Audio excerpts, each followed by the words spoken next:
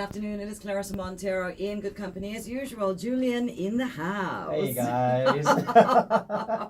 Okay, we were talking about pin-up cars. Now, I can't share your fascination with pin-up girls. Oh, well, most definitely. But I can certainly share your fascination with pin-up cars, right? Yes. So the question has to start with, what were your pin-up cars when you were a kid? Well, I had many different peanut cars when I was a kid, but there's definitely one car that stood out for sure. Mm-hmm. I really love my GTR R34. Mm-hmm. I mean, that is the epitome of every man's dream, every young man's dream, you know? And I mean, I'm a boy racer at heart, I have to say. Yes, I think we Japanese got that cars. from our first conversation with you. You are definitely a boy racer, not quite at heart. I mean, out in the open, wearing it on your sleeves and everything. But, you know, a lot of people, wherever in the world they come from, would have had some American muscle or another as their pinups, right? Whether it was a Mustang or a Viper or a Vet, a Corvette, right? I mean, these cars inspired music, inspired movies, inspired all kinds of, fantasies. Yeah. I just wanted to say that. Yes, but of course, I mean, we all grew up. The only sad thing I thought when I was a kid is I can't see these cars in Singapore. Right. But of late, yes. I mean, we have the Ford Mustang now. Mm-hmm. I hope we can see more of these coming in from Chevrolet. But at this point in time, maybe not yet. I'm not too sure. I can't predict the future for sure. But well, I think a lot of people are actually watching to see how the Ford Mustang does in Singapore. So you test drove the Ford Mustang. I test drove the Ford Mustang. What did you think? I thought that it was amazing to see a car that's considered small in the US. Okay. Sit on the curb looking so huge. It was like, wow, you know, when you see in movies and stuff like that in the US, it's like, it's the pony car. It's a really small car. I have my theory, okay? The Ford Mustang is a beauty, for sure. Yeah, in the she flesh, is beautiful. it looks beautiful.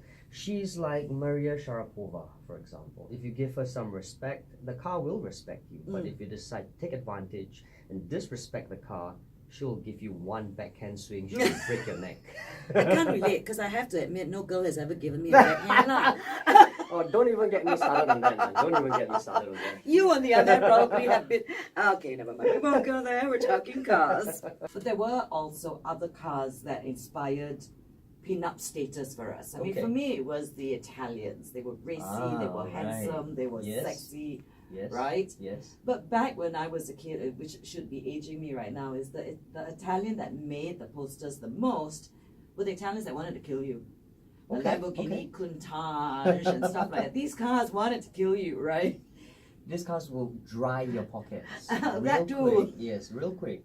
But I think it's very normal. I think it's very normal for a lot of us growing up, especially guys, to have all your Italian. Not just a stallion, not just a Ferrari, I mean, a Lamborghini. I've got a lot of friends out there. They'll tell you, you know what, I grew up falling in love with the Ferrari. Sure. And to me personally, no, it's not wrong. I think it's perfectly normal, it's perfectly fine, but if I had it my way, Boy racer. Yep, it has to be Japanese.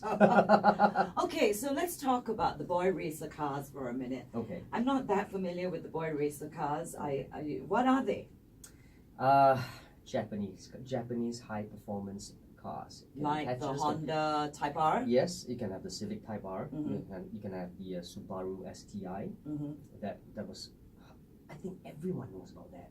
From the rally days till now on the road, they have got limited edition ones like the S207, 208, and of course you have the GTR, the Nissan GTR. That is...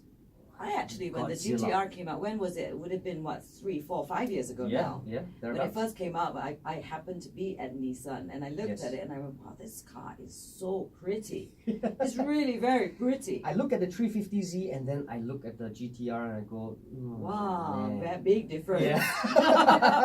Yeah, but price tag is so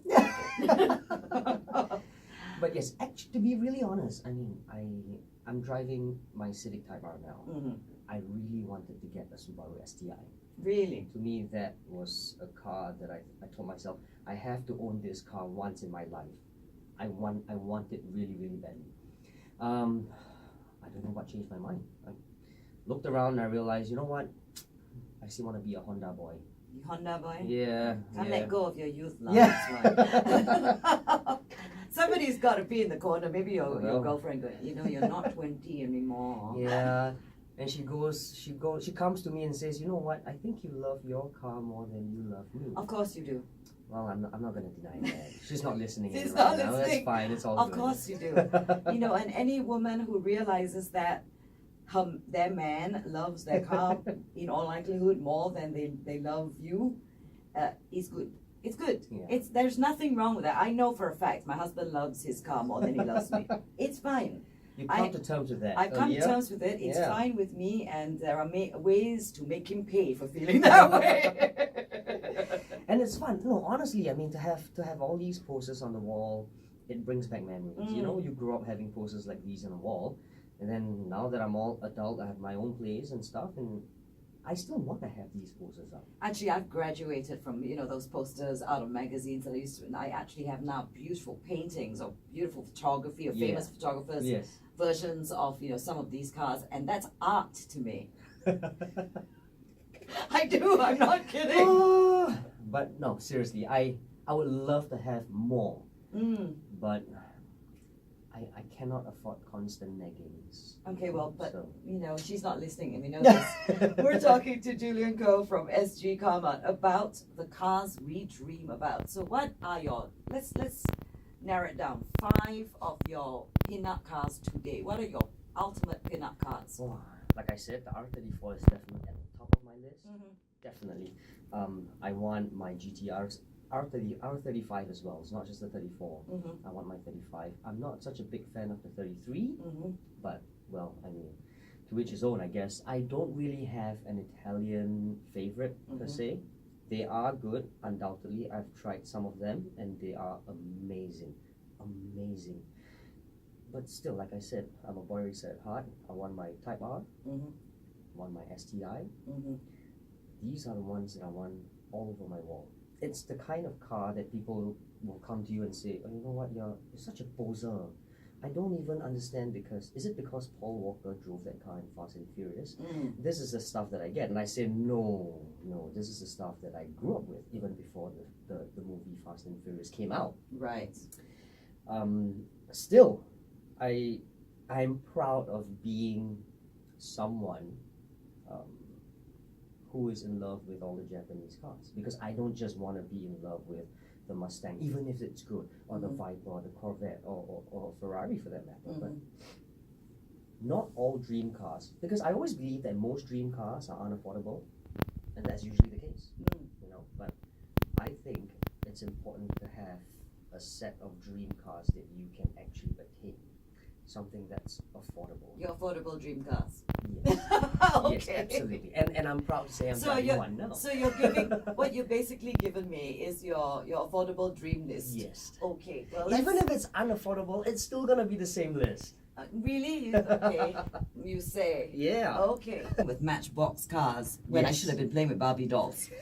So if you remember the Matchbox collection, a lot of it was American muscle. Yes. For maybe because it is an American company. So I really, really had a passion for the 1972 Mustang. Oh, lovely. The last Viper to roll off the lot, which would have been, was it last year? A year before last. Or the year before last. Yeah. I thought that was a gorgeous, gorgeous car. That's a pin-up for me.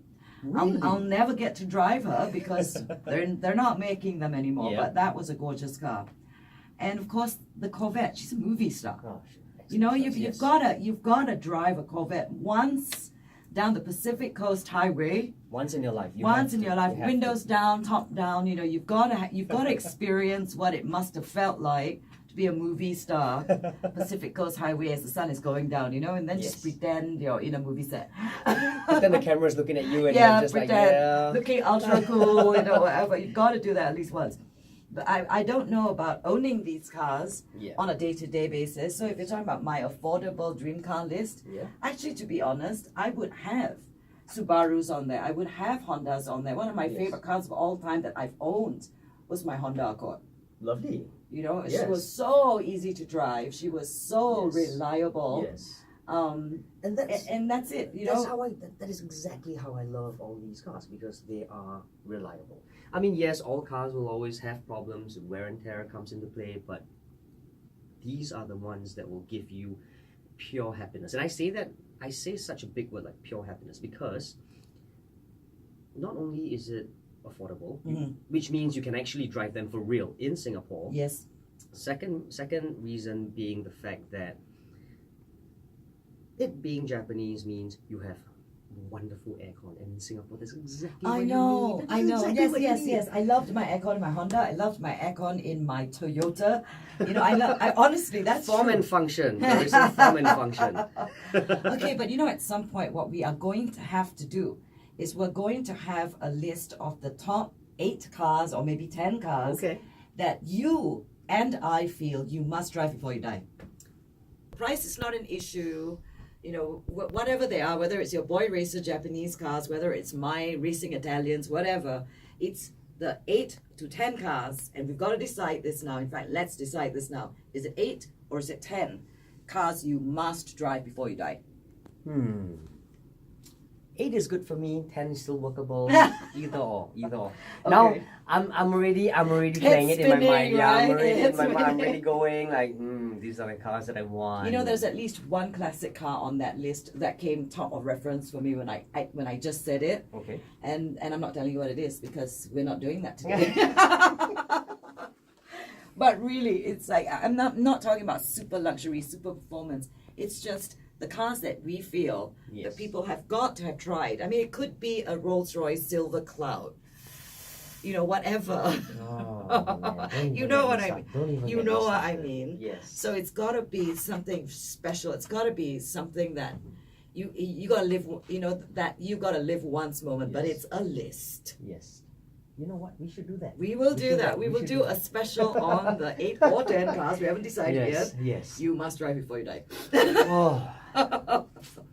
Well, this is going to be hard. This is going to be such fun. This is going to be such a challenge. Oh man, I gotta start eliminating all these cars. We need to have a meeting about what the categories are. Drivability or what. Comfort levels. I mean, we need to seriously think about this. Yes. Because this is saying a lot. The 8 to 10 cars you must drive before you die is a big one, Yes. This is like the Oscar of cars. Yeah, you know what? I think we better put it to 10. 10, we should okay. really put it to 10. 8 is just not enough. Okay, It is not yes, enough. I bet. And on that note, next week we talk about I will be reviewing what I consider an affordable businessman saloon, Very nice. which is the VW Action. Okay, yes. And after that, we will talk about our respective impressions of the VW Action. Lovely. Until next week, it is Chasing Cars on Money FM 89.3 with Julian Koh from sgCarMart. And I'm, of course,